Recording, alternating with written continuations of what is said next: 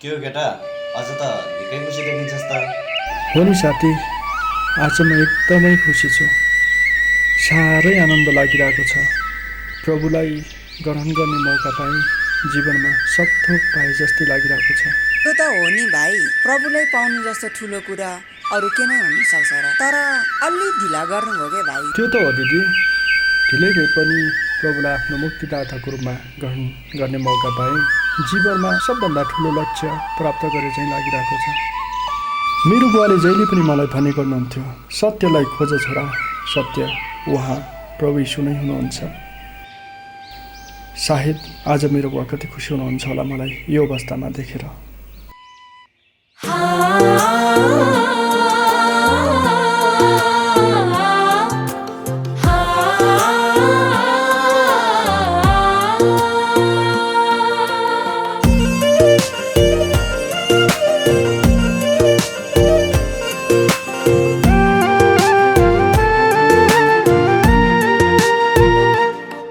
मेरो एउटा यस्तो सपना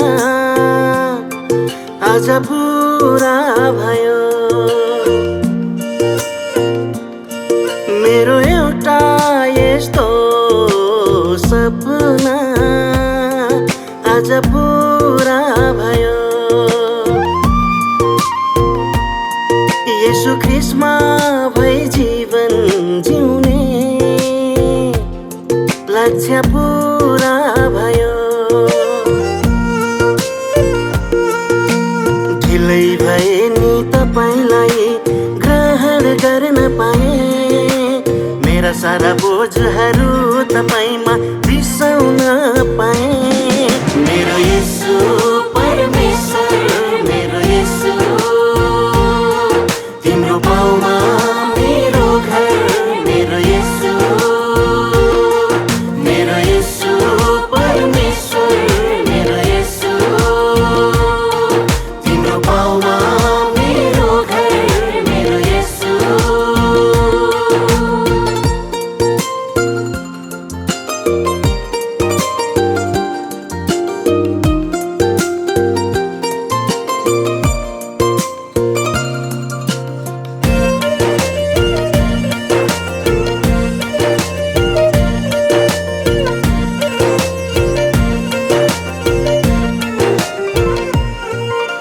संसारको बोझमा अल्झिरहँदा धेरै पाप गरे होला।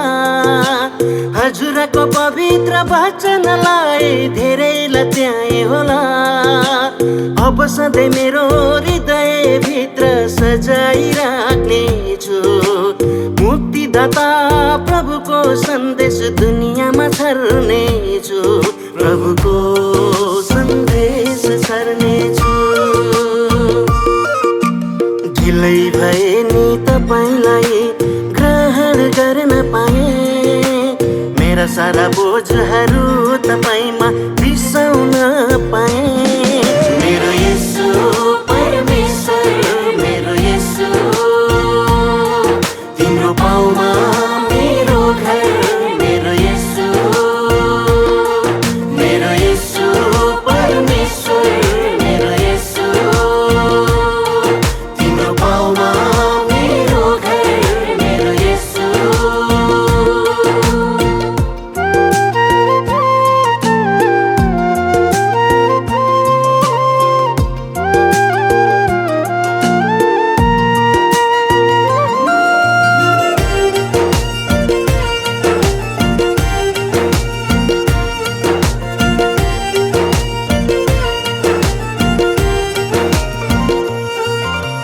सोचेको थिइनँ कहिले ती धेरै माया पाउँछु भनेर।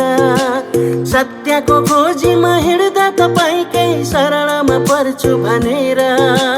छोडी गए भने पिताको पाउमा यो शिर राख्न पाऊ। स्वर्गको ढोका खोली हेर्दा जीवनको पुस्तकमा मेरो नाम भेट्न पाऊ। ढिलै भए नि तपाईलाई ग्रहण गर्न पाए। मेरा सारा बोझहरू तपाईँमा बिसाउन पाए। मेरो येशू परमेश्वर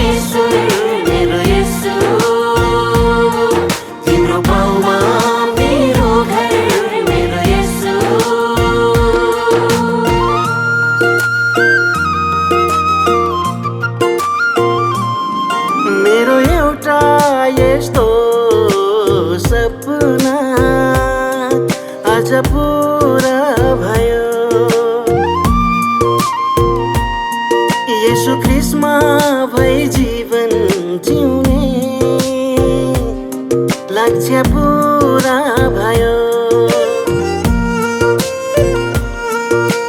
ढिलै भए नि तपाईलाई ग्रहण गर्न पाए। मेरा सारा बोझहरू तपाईँमा बिसाउन पाए। मेरो येशू परमेश्वर, मेरो येशू तिम्रो पाउमा मेरो घर। मेरो येशू, मेरो येशू परमेश्वर, मेरो येशू तिम्रो पाउमा मेरो घर। मेरो येशू।